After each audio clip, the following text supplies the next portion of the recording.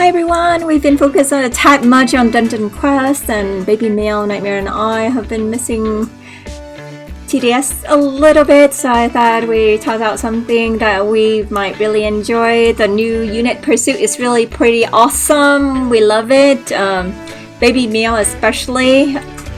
While the first game you will see that they're kind of like stacking units all randomly, but the second one they stack units so much better. Anyways, if you're here for the first time, please press the subscribe button and the notification bell to support us. We appreciate you. We're on our march to 1K and we're almost halfway there. Please help us get there by pressing that subscribe button.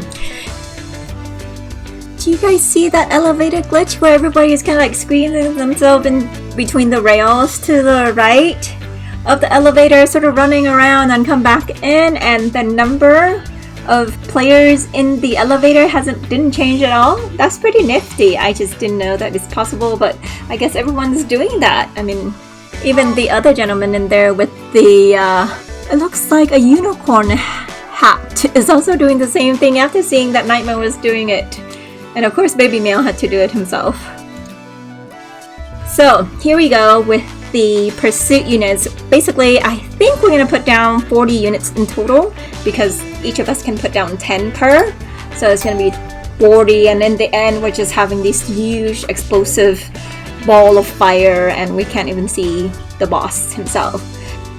Do leave a comment if you can actually see the Fallen King himself, and the time where you see it, I'll double check. But I'm sure that it was like this constant ball of explosion that's just yellow all the time, and I was having a hard time checking what the health was on the Fallen King and if he's gonna die soon. But we'll see. So do leave that comment in the time if you really have awesome eyes. Anyways, let's go over a few things that I had mentioned in the notes here while I was talking earlier. First of all, it doesn't matter what level you are, always pick Fallen mode because Fallen mode gives you the most coins for the time that you play. So even if you start out at level 0 and say you pop in and you have a few units and you just place it down, win or lose, you're still having so much coins in comparison to the other levels. Unless you're trying to get like the platinum units where you have to beat the map in 5 different modes or something like that, or you're trying to earn trophies so that you're getting your name on the various boards that's in-game.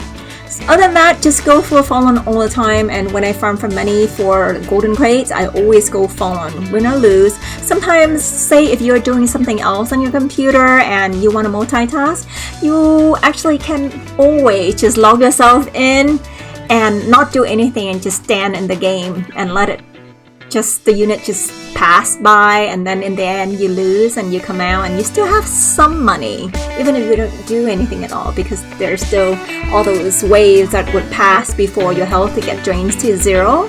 So that's the way to earn money too when you're working on the computer or you're doing your homework, and that is one strat to get closer to your 50,000 coins for the golden crate.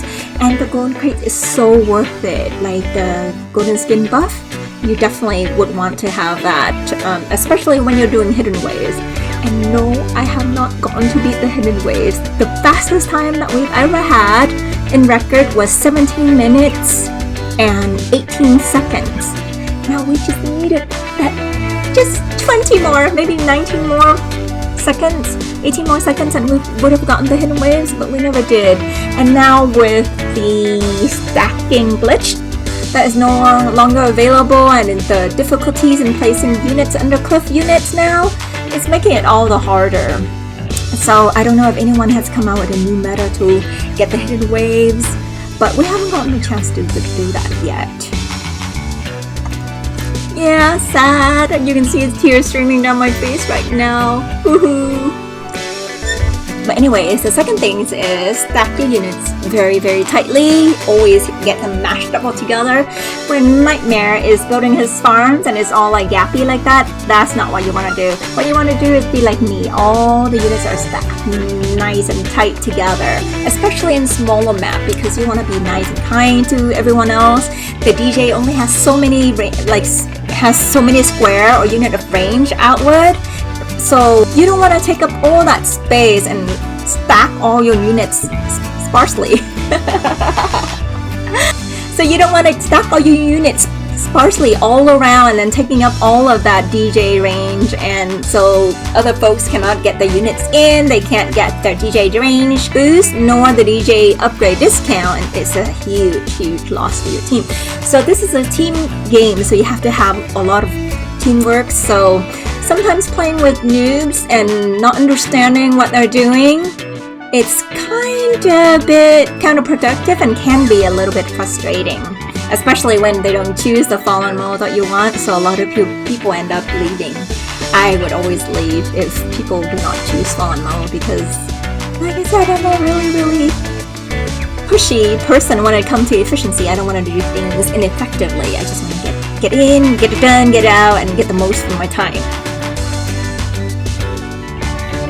The third thing is you want to join the Paradoxon group. That is the maker of the game, and if you do, then you get an extra 100 cash starting out each game, and so with that an extra 100 cash, you will start out with $600 and you can place 3 farms down pre-first wave. So by the first wave comes around, you're cashing in 150 points or 150 cash to get going with your next wave. So you will want to do that. 3 farms is always better than 2. My strat is always to get 10 farms in, max out my DJ as fast as I can so that the team can have all these range and upgrade discounts so that they can get the max for the money. Also, I have to get the DJ max before level 20, either by level 19 or right at level 20 after I collect the money from the farms. And then I think usually when TV is around, he would actually try to max or try to get his commanders to have call of arms and then just boost them to kill these units. And wave 20 is always the hardest in my book. It's not the boss that's hard, it's the wave 20. Once you pass wave 20, it's easy peasy. Sure win boss. You can totally tell that the helicopter pads are being placed down all randomly already, so I don't like it too much. What I would normally do is upgrade my farm to level 1 before the DJ got the first discount in, and once he hit level 3, then I'll upgrade my farms to level 2. And then save up the money to upgrade or to max out my DJ, and then I will rotate and max out my farms as the monies come in.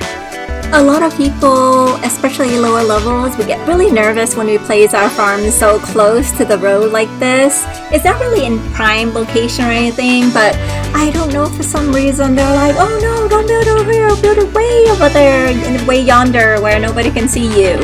No, that's not the case. We just want to get within DJ range, get the upgrade discount so we can max them out quickly, get more money faster, and therefore maxing out the DJ a little bit faster, and thereby helping the team to level up and be stronger sooner. But everyone just get a little bit jittery and it's like, oh my gosh, why aren't you building like way yonder out the side of the wall? Let's say the map, the crossroad or Four Seasons. Everybody wants me to put farm outside when I want to put farms right next to my DJ, because that's the whole point of having DJ. The DJ help the farm help the DJ. It's like a symbiotic relationship. You want to build your farm so your farm can support your DJ. But if you build way out yonder and you want to take your DJ out there, the DJ is not going to give the other units any benefits whatsoever. So you don't want to do that unless you're in, what is that one map called? Where everything is in little squares and it's kind of like up on a platform and you have 2 areas building outside. Oh my gosh, I forget. It's been a long while since I played that map. God, it's just a bunch of square that's crisscrossing. It'll come to me later. Oh, it's a rocket arena. Yes, and with the rocket arena, I will have to build farms over in one corner and then have my DJ there to support it. And then later on, come in the middle somewhere and try to put my DJ there when I have a lot of cash going already. So that's the only map where I have my DJ sitting with my farm. Otherwise, I want my DJ to be sitting in a mix of farms and units so that it can support all units all together. So as you can see, the upper helicopter pads are gappy and they're within DJ range, and if you push them together a little bit closer, you can probably get more units in. So just make me cringe.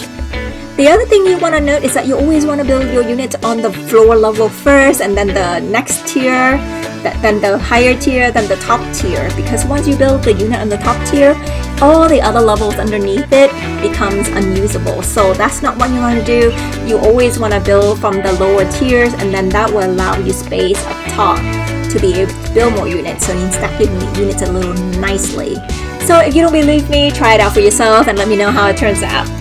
So at level 30, when you have these Templars with the shields around them to reduce the damage, you definitely need a splash damage unit like the Rocketeers, the Mortars, or the Helicopter with their missile launcher. So those will actually, all these splash damage will actually pierce through the armor and deal true actual damage that's penetrating the shield. Other units, say Scout or minigunners, the shield would just block too much damage done, and so they essentially end up doing just a few health points to the mobs, and it's not effective. Well, that's pretty much all the tips and tricks I have for running TDS. It's pretty generic for the map. So I will leave you to enjoy the music and let me know if you see that boss at the end at all. Thanks, I'll see you in a bit.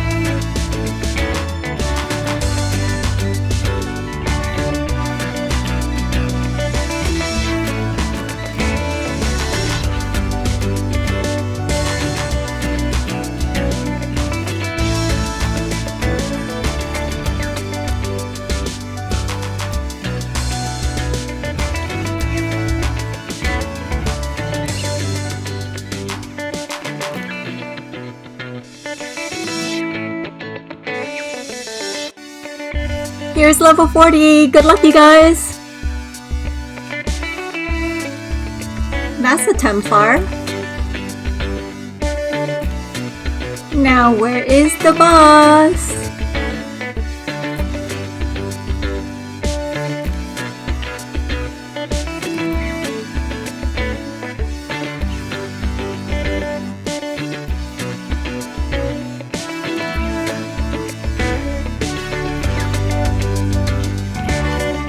Do you see him? Oh gosh, I see all these explosions. Oh, I think I saw him just once. There. Oh, so we did see it. He did get exposed every now and then. Aww. I thought he'd be covered in fireballs. Oops, sorry, I knocked on the spoon. But anyway, yeah, I thought he'd be covered in a fireball. All I could remember is that there's this huge yellow ball surrounding him, and I was trying to see him from inside the fireball, and I just couldn't get to it. It was nuts. But yeah, that was a lot of fun. Well, thanks for watching, you guys. Coming up, I think TV is gonna join us in the next game, so I'll just leave you guys to it and find out what's going on. But we are triumphant at, I don't know what the time is, probably 20 minutes something, at most 22.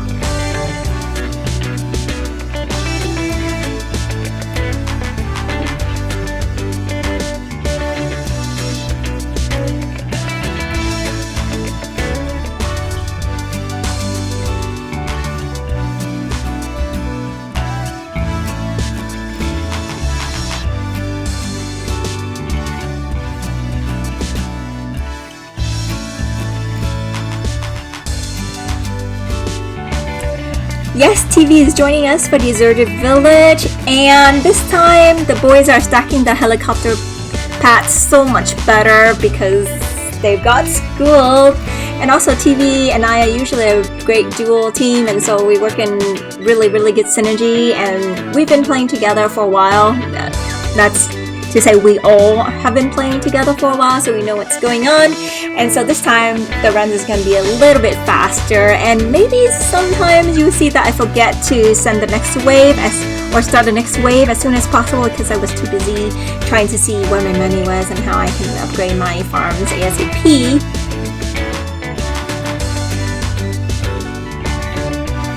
In any event, if you're here for the first time, please don't forget to press that subscribe button and the bell notification so that you will not miss out on videos like these where I provide tips and tricks on how to run these games more effectively. And if there's a new map coming out, we'll try to run that and give you the breakdown as to what you need to do and what units you need to bring.